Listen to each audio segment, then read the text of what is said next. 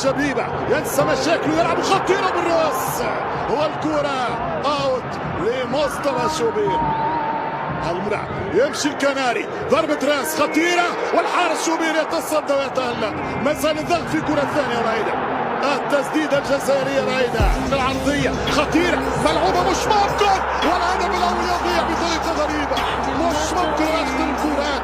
هدف يقترب من مرمى شوبير وهذه كرة ممتازة يدخل بتسديدة خطيرة والهدف الأول مش ممكن.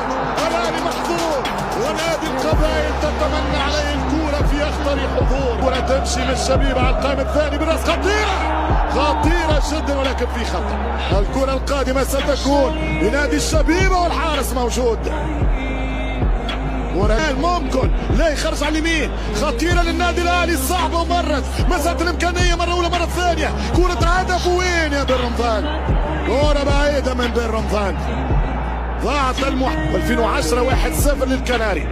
حاليا يمشي كرة على القائم الثاني براس خطيرة الحارس لما يكون عندك شوبير لما يمشي كرة من محيوس حط الكرة بعيدة حط بالكرة